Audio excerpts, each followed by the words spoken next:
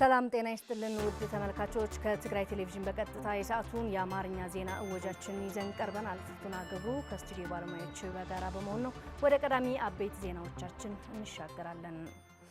የትግራይ ምክር ቤት ወደ ቦታው መመለሱ ለትግራይ ሕዝብ በተለይም ለሴቶች አስተዋጽኦ የላቀ ነው ሲሉ ያነጋገርናቸው የመቀለ ከተማ ነዋሪ ሴቶች ገለጹ።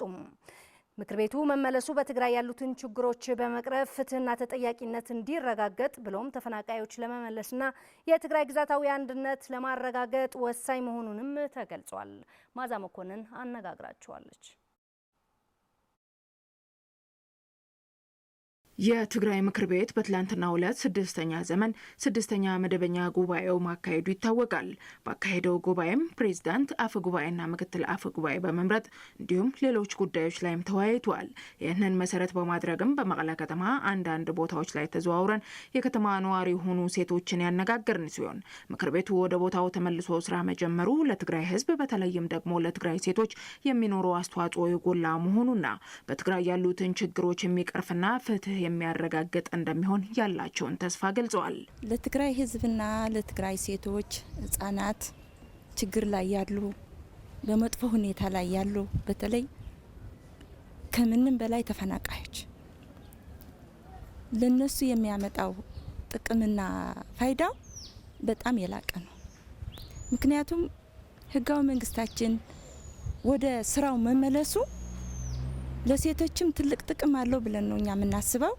ምክንያቱም በህግ እንድንተዳደር ጾታዊ ጥቃት የደረሰባቸው ሴቶች ህግ ተጠያቂነት እንዲረጋገጥ ነው እኛ የምንፈልገው። ይሄ የተመረጠው አሁን ያቋረጥ ነው የልማት ሂደት የሚያሳካ ስለሆነ አሁን የሚመጣው ልማት ተቋዳሾች እንሆናለን ብለን ስለምናምን አሁን በዚህ ሂደት መመለሱ በጣም ደስተኞች ነን። ለትግራይ ሴቶች ሁን፣ ለትግራይ ህጻናት ሁን፣ ለትግራይ የምትማሩ ወጣቶች ሁን ይህ መንግስት ነው ያደረገው። ደስ ይለኛል። በመመለሱ ደስተኛ ነኝ። ተስፋው ምን አድርጋለሁ እንደነበረው ይመለሳል። ልጆቻችን እኛ እንደነበርነው ተምረው ጥሩ ነገር ይደርሳሉ እላለሁ። በፕሪቶሪያው ስምምነት መሰረት የትግራይ ግዛታዊ አንድነት ተረጋግጦ ተፈናቃዮች ይመለሳሉ የሚል በትግራይ ህዝብ ዘንድ ተስፋ ተጥሎ እንደነበረ ያወሱት ሴቶቹ አሁን ግን ይህ ሳይሆን ቀርቶ ተፈናቃዮች ለከፍተኛ መከራ ተጋልጠው ይገኛሉ በማለት በመሆኑም ምክር ቤቱ ይህንን ትልቅ የቤት ስራ ቅድሚያ በመውሰድ ተፈናቃዮችን በመመለስ የትግራይ ግዛታዊ አንድነት ሊያረጋግጥ ይገባልም ብለዋል።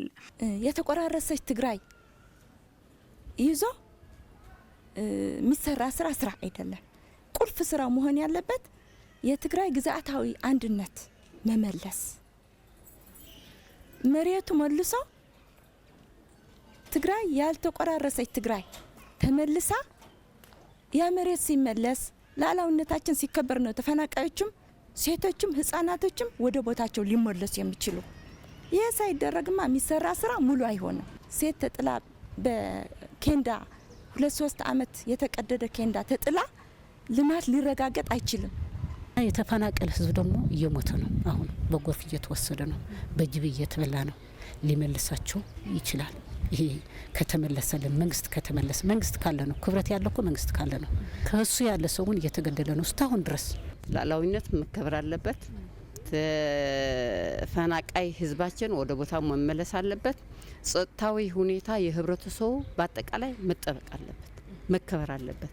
ምክር ቤቱ ወደ ቦታው መመለሱ የትግራይ ህዝብ ሰላምን በማጽናት ሰላማዊ ድርድር ሂደቶች እንዲፈጠሩም አስተዋጽኦ የጎላ መሆኑ የመቀለ ከተማ ሴቶች ተናግረዋል። ኢትዮጵያውያን እንደመሆናችን የትግራይ መብቶች ሊረጋገጡ ይገባል። ለምሳሌ አሁን ህዝብ እየተጎዳ ነው። ባንክ የለም፣ በጀት ተዘግቷል። ከጥቅምት ወር ጀምሮ በጀት የለም። የራስሽ መንግስት እንደዚህ ሊያደርግሽ አይገባም። ምክንያቱም ህዝቡ ነው እየተጎዳ ያለ። እኛ ኢትዮጵያውያን እስከሆነ ድረስ ደግሞ ጥቅማችን መብታችን ልናገኘው የሚገባ ሊረጋገጥ ይገባል። ስለዚህ የተመለሰው ህጋዊ መንግስታችን ህጋዊ የተመለሰው ምክር ቤት ደግሞ በሂደር የቆየው መንግስታችን ወደ ቦታው ተመልሰዋል። ለሰላም የኢትዮጵያ መንግስት ዝግጁ ከሆነ የትግራይ ህዝብና መንግስትም በሰላም አውሮ ለመስራት ዝግጁ ነው። ጦርነት አንፈልግም እኛ፣ መንግስታችንም ጦርነት አይፈልግም። ስለሆነም የትግራይ ምክር ቤት የትግራይ ህዝብ ህልውና በማረጋገጥ መሰረታዊ ጥያቄዎች እንዲመለሱም ህዝቡ ከጎኑ ሆኖ ሊደግፈው እንደሚገባም መልእክታቸውን አስተላልፈዋል። ትግራይ ምክር ቤትና መንግስት መመለስ ወቅታዊና ተቀባይነት ያለው ነው ሲሉ የትግራይ ቁልፍ ጥያቄዎች በአስቸኳይ ሊፈታ ይገባል ሲሉ የመቀለ ከተማ ነዋሪዎች ገለጹ። የኢትዮጵያ መንግስት በትግራይ ህዝብ ላይ ሁለንተናዊ ክልከላዎች በማድረግ ድሮን በመደብደብና ሚግ ልኮ ህዝቡን በማሸበር የፕሪቶሪያው ስምምነት ሙሉ በሙሉ ከጣሰው ወራቶች ተቆጥሯል ሲሉም ነዋሪዎቹ ገልጸዋል። ታደሰ ልጅ አለም ቆይታ አድርጓል። በይደር የቆየው የትግራይ ምክር ቤትና መንግስት መመለሱ ወቅታዊና ተቀባይነት ያለው ነው ሲሉ የመቀለ ከተማ ነዋሪዎች ለዝግጅት ክፍላችን ተናግረዋል። ነዋሪዎቹ አያይዘውም የፕሪቶሪያው ስምምነት እንዲተገበር የትግራይ ህዝብ ብዙ መስዋዕት ከፍሏል ያሉ ሲሆን ስምምነቱ እንዳይፈርስ የተቻለ ሁሉ አድርጓል ያሉ ሲሆን አሁን ላይ ምክር ቤቱ መመለሱ የትግራይ ህዝብ ጥያቄዎችና የወጣቶች ችግር በሚፈታ መልኩና የድርድር አቅሙ ከፍ የሚያደርግ መሆን አለበት ሲሉም አክለዋል። ህግ አውጪ መንግስት ምክር ቤቱ ማለት ነው እነዚህ መመለሳቸው ጥሩ ነው ምሎም አሳባለኝ እና ቀያሪ መሆኑ ያው ካሁኑ ምክር ቤቱ ተስተካክሎ መቅረቡ ጥሩ ነው ብዬ ነው ማስበው። ያው ወጣቱ እየተፈናቀለ ነው፣ ወደ ስደት እያመራ ነው። መንግስታችን ይሄን አስቦ በትኩረት መስራት አለበት። ወጣቱም ደግሞ ከስደት ከመሄድ አገሩን አልምቶ እንዲኖር መንግስታችን ተጠናክሮ መስራት አለበት ብዬ ነው ማስበው። እንደወጣት ዋና ነገር ሰላም ነው የምንፈልገው ብሎ የትግራይ ህዝብ ደግሞ ሁሌ ምርጫው ደግሞ የትግራይ መንግስትም ሰላም ስለሆነ በዛ የተነሳ ነው ያኛው መንግስት ይቆይና ችግር የለም ምክር ቤቱም ወደ ጎን ይቆይና ያኔ ከሆነ ሰላም የሚያመጣ ከሆነ ሁሉ ነገር አረጋለሁ ብሎ ወስነው መንግስት ነው ለዛ ነው የቆየው። ነገር ግን ያው የፌዴራል መንግስት ፕሪቶሪያ ካፈረሰው ደግሞ ወደ ነበረበት መንግስት መመለስ ግድ ነው። ለዛ ነው ደግሞ ወደ ነበረበት መንግስት ትናንት ያው የተመረጠው ፕሬዝዳንታችን ዶክተር ደብረጽዮን በይፋ ተመርጠዋል። ያኔም ተመርጠው ነበር። ትናንትም እንደ አዲስ ምክር ቤት ገብተው ያው ምርጫ አድርጎ እሱ እንዲመረጥ ተደርጓል ማለት ነው። ለዚህ ነው እና በመረጡ ትክክል ነው ብዬ አምናለሁ። ምክር ቤቱ መመለሱ ደስታ ነው የተሰማኝ። ምክንያቱ የትግራይ ህዝብ የ3000 ታሪክ ያለው ህዝብ ነው። የመቀለ ከተማ ነዋሪዎች አያይዞም የኢትዮጵያ መንግስት በትግራይ ህዝብ ላይ ሁለንተናዊ ክልከላዎች በማድረግ ድሮን በመደብደብና ሚግ ልኮ ህዝቡን በማሸበር የፕሪቶሪያው ስምምነት ሙሉ በሙሉ ከጣሰው ወራቶችን መቆጠሩ አስታውሱም የትግራይ ምክር ቤትና መንግስት የትግራይ ቁልፍ ጥያቄዎች በአስቸኳይ ሊፈታ ይገባል ሲሉም አስገንዝበዋል። ህዝብ ትግራይ ብዙ በደል፣ ብዙ ስቃይ ተሰቃይተዋል፣ ተበድለዋል፣ ተገፍተዋል። ከኢትዮጵያ መንግስት የደረሰው በደል በዚህም በዓለም ታይቶም አይታወቅም። አንድ ሀገር ሆኖ ለትግራይ ህዝብ ለመጥፋት የሚደረግ ስራ ብዙ ከድሮ ነው የተጀመረው። ከሰላም ጀምሮ ነው የተፈበረከው ይሄች ታሪክ። ስለዚህ ነዳጅ ተከልክሎ፣ ደሞዝ ተከልክሎ አሁን እያየህ ያለው አሁን ፖሊስ ደሞዝ የለው፣ መምህራን ደሞዝ የለው፣ መንግስት ሲቪል ሰርቫንት ደሞዝ የለው። ስለዚህ ሆን ተብሎ ህዝብ ለመድቀቅ ነው የተደረገው ያለው ማለት ነው። የፕሪቶሪያው ስምምነት ድሮ ነው የተጣሰው፣ ሲጀመር ነው የተጣሰው። በፌዴራል መንግስቱ የተለያየ የድሮን ቅኝት፣ የድሮን ድብደባ፣ የአየር ድብደባ ትናንትና ቤት ምክር ሲመለስም የሚሰዶ ህዝብ ሲረብሽ ነው ያለው። ስለዚህ ይሄ የፕሪቶሪያ ጥሰት ነው። ፕሪቶሪያው ተጥሰዋል በፌዴራል ምክንያቱ የተጣሰው ምክንያት አለን። አንዱ ክልከላ፣ ብዙ ክልከላ አድርገዋል። የነዳጅ፣ የደሞዝ፣ የመንግስት ሰራተኛ እናም የተፈናቃይ መመለስ አልመለሰም። ይሄ ተጥሰዋል። እንደ አንድ ክልል እንደ አንድ ዜጋ ማግኘት ያለብኝ አላገኘንም። የትግራይ ምክር ቤትና መንግስት ለዘላቂ ሰላም አበክሮ መስራት አለበት ያሉት ነዋሪዎቹም አሁንም ከኢትዮጵያ መንግስት ጋር ያሉ ችግሮች በውይይትና በድርድር ሊፈቱ እንደሚገባና ከሰላም እንጂ ከጦርነት የሚገኝ ጥቅም የለም ያሉት ነዋሪዎቹም የኢትዮጵያ መንግስት ያሉ ልዩነቶች በማጥበብ ለሰላምና ለንግግር ዝግጁ ሊሆኑ ይገባል ሲሉም ተናግረዋል። በጦርነት የሚፈታ ነገር የለም።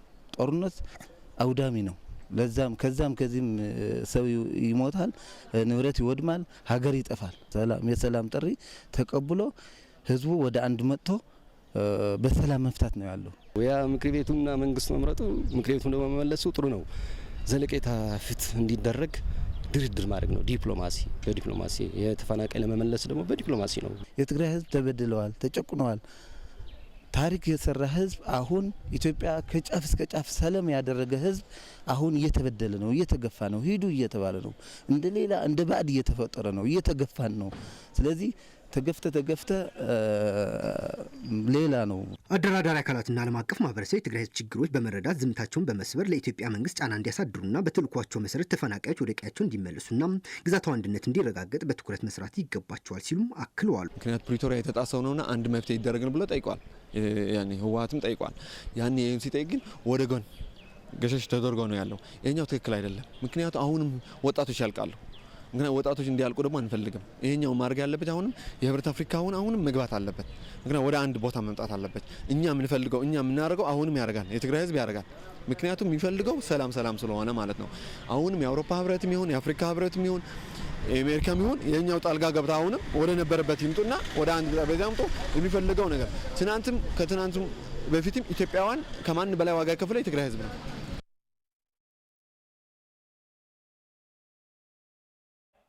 በይደር የቆየው ምክር ቤት ወደ ስራው መመለሱን ተከትሎ የኢትዮጵያ መንግስት በትግራይ ህዝብ ለሚያሳድረው ጫናን ለማስቀረት በጋራ እንደሚሰሩ የኩናማ ብሔረሰብ ተወላጆች ገለጹ።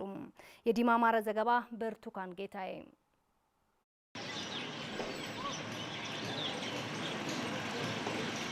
ለሰላም ሲባል በይደር የቆየው ምክር ቤት ወደ ስራው መመለሱ የኢትዮጵያ መንግስት በትግራይ ህዝብ ላይ እያካሄደ ያለውን የቀጠለ ጉዳትና በዘር ማጥፋት ጦርነትን ተከትሎ የተፈጠሩ ችግሮችን ለመፍታት ጦርነትን ለማስቀረት የሚያስችል መሆኑን የኩናማ ብሔረሰብ ተወላጆች ተናግረዋል። ፌደራል መንግስቲ ኢትዮጵያውን መኳና ረሲዑ ከምዝገሩ ካብ የፌዴራል መንግስት ኢትዮጵያውያን መሆናችን ረስቶ በተለያዩ መልኩ የትግራይ ህዝብ እንዲዳከም ማድረጉ በጣም ያሳዝናል። እቲ ሕጂ ህወሓት በማዕከላዊ ኮሚቴ ገር ወሲንዎ ዘለኻ የህወሓት ማዕከላዊ ኮሚቴ የወሰነው ውሳኔ እንደ ኩናማ ብሔረሰብ እንቀበለዋለን። ያውቲ መንግስቲ ካብ ህዝብ ተወኪሉ በህዝብ ተወከለ በህዝብ የተወከለው መንግስት ወደ ስራው መመለሱ የነበረውን ችግር ሊፈታና ከአሁን በፊት የነበሩትን የተለያዩ እንቅፋቶችን የሚያስቀር ነው። በፕሪቶሪያው ስምምነት መሰረት የትግራይን ህዝብ ለማስተዳደር ተቋቁሞ የነበረው ጊዜያዊ አስተዳደሩ የተፈጠሩ ችግሮችን ለማቃለል መስራት ሲገባው የኢትዮጵያ መንግስት መፍትሄዎችን እንዲዘገዩና እንዲወሳሰቡ እንደ መጠቀሚያ ማድረጉም አስታውሰዋል። ንሕና ጊዜያዊ ምሕዳር ለህዝብ ትግራይ ክጠቅሞ ክረብሖ ዝብል ግምት ይነርና ጊዜያዊ አስተዳደሩ ለትግራይ ህዝብ ጥቅም ይሰራል ብለን ነበር የገመት ነው። ነገር ግን ለ3 ዓመታት ያክል ምንም እንዳይሰራ የኢትዮጵያ መንግስት ሴራ መጠቀሚያ ሆነው ቆይተዋል። ቅድም ጊዜያዊ መንግስቲ ተባሂሉ ቆይሙ ልዕሊ 2 ዓመት ጸኒሑ ሓንቲ ነገር ከይሰርሐ ለ3 ዓመታት ጊዜያዊ አስተዳደሩ ሲቆይ አንድም ስራ ሳይሰራ የኢትዮጵያ መንግስት መሳሪያ ሆኖ ጊዜው አበቃ። የህዝብ ችግር ሳይፈታና የተፈናቀለ ሳይመልስ እዚህ ደርሷል። ከ2.8 ሚሊዮን በላይ ህዝብ የመረጠው መንግስት ወደ ስራ መመለሱን ምክንያት በማድረግ የኢትዮጵያ መንግስት በትግራይ ህዝብ ላይ የሚያደርሰው ጫና ካለ እንደ ብሔረሰብ ለሚፈጠረው ችግር ለማስቀረት ዝግጁ ነን ሲሉም ተናግረዋል። ቅድሚያ ሰላምና ንመርጽ ሰላምማ በቅድሚያ ሰላም ነው የምንመርጠው። ለዚህም በትብብር ከህዝብ ጋር እንሰራለን። ትጫፍ ናይ መስዋዕት ጉዳይ እስካው ዝሐትት እዩ ዝሐለፈውን የትግራይ ህዝብ ችግር ለመፍታት በሚደረገው ጥረት ላይ እንደ ብሔረሰብ ከህዝባችን ጋር በጋራ ለሰላም ለመስራት ዝግጁ ነን። ንሕና ኩናት አይንመርጽ እኛ ጦርነት አንመርጥም። ስለዚህ የመጀመሪያ አማራጭ ለሰላምና ለሰላም በአንድነት መስራት ነው የምንፈልገው። የሳዑዲ አረቢያ መንግስት ከ200 በላይ የሚሆኑ ወገኖች የሞት ፍርድ የተፈረደባቸው ወገኖች መንግስት በኩል ምህረት እንዲደረግላቸው ሃይማኖት አባቶች ጠየቁም። ለዚህም ለመላው የዓለም ማህበረሰብ የይድረሱልን ድምጻቸውን ሰምተው ምህረት እንዲያደርጉላቸው ሰብአዊነታቸውም እንዲወጡ ጠይቀዋል፣ ጥሪም አቅርበዋል። የኢያሱ በረሀ ዘገባ ነው። ሙሉ ብርሃን ዳርጌ ታቀርበዋለች። በአሁኑ ወቅት ነገን በማለም ይሆንልኛል፣ ያልፍልኛል፣ ሰርቼ ለወጣለሁ ብሎ በማሰብ ያለው የሌለው ንብረቱን ሸጦና ለውጦ ወደ ተለያዩ የአረብ ሀገራት የሚሄድ ወጣት ቁጥሩ ከጊዜ ወደ ጊዜ እየጨመረ መምጣቱን ይታወቃል። በመሆኑም የአዲግራት ካቶሊካዊት ቤተክርስቲያን ጳጳስ አቡነ ተስፋ ስላሴ መድህን በሳዑዲ አረቢያ በሞት እንዲቀጡ የተፈረደባቸው ወገኖች ምህረት እንዲደረግላቸው የዓለም ማህበረሰብ ዲፕሎማሲያዊ ጫና እንዲያደርግ ጥሪ አቅርበዋል። አቡነ ተስፋ ስላሴ መድህን ለተባበሩት መንግስታት ሰብአዊ መብት ኮሚሽን፣ ለዓለም ስደተኞች ተቋም፣ ለአውሮፓ ሰብአዊ መብት ጉዳዮች፣ ለአፍሪካ ህብረት፣ በኢትዮጵያ ለሳዑዲ አረቢያ ኤምባሲ፣ ለዓለም አቀፍ ሰብአዊ ጉዳዮች፣ ለሰብአዊ መብት ተቋማትና ሌሎች በዚህ ጉዳይ ላይ ለሚሰሩ አካላት በጻፉት ይፋዊ ደብዳቤ የዓለም ማህበረሰብ ድምጻችንን ስሙልንና የድረሱልን ድምጽ በሳዑዲ አረቢያ ከ200 በላይ የሞት ፍርድ ለተፈረደባቸው ወገኖች ድምጽ እንዲሰሙና ምህረት እንዲያገኙ ሰብአዊነታቸውን እንዲወጡ ጥሪ አቅርበውላቸዋል። አቡነ ተስፋ ስላሴ መድህን ይህንን ደብዳቤ ስጽፍ በጥልቅ የልብ ስብራት ሆኜ ነው ያሉ ሲሆን ከ200 በላይ የሚሆኑ ልጆቻችን በሳዑዲ አረቢያ መንግስት ፊት ለፊታቸው እየጠበቃቸው ላለ የሞት ፍርድ በምህረት እንዲዘጋ ስጠይቅ የሃይማኖት መሪ ስለሆንኩኝ ብቻ ሳይሆን በአምላክ ተምሳሌት የተፈጠረውን የሰው ልጅ ስላለው ክብር በመረዳት ነው ብለዋል። የእምነት አስተምሯችን እንደሚለን የሰው ልጅ ህይወት የፈጣሪ ህያው ነው። ለዚህ ሲባልም ህይወት ከተፈጠረበት እስከ ፍጻሜው ድረስ ጥበቃ ሊያገኝ ይገባል ያሉት አቡነ ተስፋ ስላሴ መድህን የብሔር ብሔረሰቦች ሉዓላዊነት እንዲሁም የህግ ልዕልና ሲከበር ፍትህና ጉልበት ይዞ የሚመጣው ምህረት ነው ብለን እናምናለን ሲሉም በደብዳቤያቸው አስታውቀዋል። እነዚህ ሊጠገን የማይችል የሞት ፍርድ የተሸከሙ በድህነት በስቃይና መከራ ሆነው የሞት ፍርድ የተፈረደባቸው ወገኖች ችግሩ ወደ ቤተሰቦቻቸውም ጭምር የሚሻገር ነው ያሉት አቡነ ተስፋ ስላሴ መድህን ቁጥሩ 200 የሚለው ብቻ ሳይሆን ከኋላቸው የሚሸከሟቸው የሚያስተዳድሯቸው ውላጅ እህት፣ ወንድም፣ አባትና እናት ቤተሰብ ያሏቸው በመሆናቸው የዓለም ማህበረሰብ የእነዚህ 200 ወገኖች እንባና ተማጽኖ ሰምቶ እንዲደርስላቸው ጥሬን አቀርባለሁ ብለዋል። የእነዚህ ወገኖች ጉዳይ የያዙ ባለስልጣናት የሚራራ ልቦናና መንፈስ እንዲያሳድርላቸው በሞት የመቅጣት ባህል ወደ ፍቅርና ምህረት እንዲለወጥ ሁላችንም ልንጸልይ ይገባል ያሉት አቡነ ተስፋ ስላሴ መድህን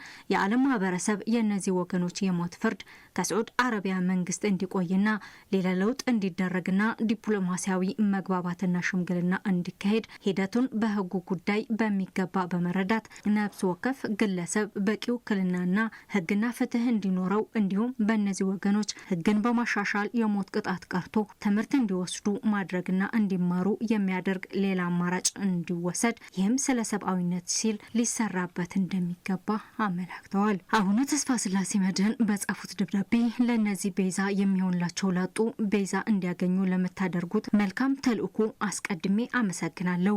ለዚህ ከባድ ተልእኮም አፋጣኝና ወሳኝ ምላሽና ተግባር እንድትፈጽሙ እጠይቃለሁ ሲሉ በደብዳቤያቸው ተመላክቷል። የሄርሙዝ ሰርጥ የሚጠቀሙ የንግድ መርከቦች የኢራንን ህግ በማክበር ተልእኮቻቸውን በሰላም ለመፈጸም እንደሚችሉ የኢራን አብዮታዊ ዘብ አስታወቀም። ገረዜር ኃይሉ አዘጋጅቶታል። ኃይሉ ኪሮስ ወልዳ ያቀርበዋል። የሄርሙዝን ሰርጥ የሚጠቀሙ የንግድ መርከቦች የኢራንን ህግ በማክበር ተልእኮቻቸውን በሰላም ለመፈጸም እንደሚችሉ የኢራን አብዮታዊ ዘብ አስታወቀ። ባለፈው ሳምንት አሜሪካ የሄርሙዝን የንግድ መስመር ለማስከፈትና የኢራን የባህር ኃይልን ለመደምሰስ ዘመቻ አውጃ መኖሯን ያስታወሰው አልጀዚራ ዘገባ የአሜሪካ እቅድ ለጊዜው እንደቆመም ገልጸዋል። ሄርሙዝን የሚጠቀሙ የንግድ መርከቦች የኢራንን ህግና አዲስ አሰራር እስከተከተሉ ድረስ ሰላማዊ እንቅስቃሴያቸው መከናወን እንደሚችሉ የገለጸው የኢራን የባህር ኃይል ይህ የሚሆነው ግን አሜሪካ በቦታው ስትከተለው የነበረው የጦርነት ዝግጅቶች እስካቆመች ድረስ መሆኑም አብራርተዋል። ከኢራን ጋር ለሚደረጉ ገንቢ ዲፕሎማሲያዊ ግንኙነት ለመፍጠር ለአሜሪካ የባህር ኃይል ተላልፎ የነበረው ትዕዛዝ መቆሙን የተናገሩት የአሜሪካ ፕሬዝዳንት ዶናልድ ትራምፕ ኢራንን መሸነፏ ካሳወቀች ጦርነቱ ሙሉ በሙሉ ሊቆም እንደሚችል መናገራቸውም የአልጀዚራ ዘገባ ያስረዳል። አሜሪካ ያቆመችው ዘመቻ አስመልክተው የደስታ መግለጫ ያወጡ የፓኪስታን ጠቅላይ ሚኒስትር ሻህባዝ ሸሪፍ በአሜሪካና በኢራን መካከል ለሚደረገው የሰላም ድርድርና ለመካከለኛው ምስራቅ የሰላም መንገድ አጋዥ መሆኑን መናገራቸውም የአልጀዚራ ዘገባ ያስረዳል። ውድ ተመልካቾቻችን ከትግራይ ቴሌቪዥን በቀጥታ የሰዓቱን የአማርኛ ዜናዎች ስትከታተሉ ነበረ። ፍርቱና ገብሩ ቆይታ አደረኩኝ። ከቀሪ የትግራይ ቴሌቪዥን ፕሮግራሞች መልካም ቆይታ።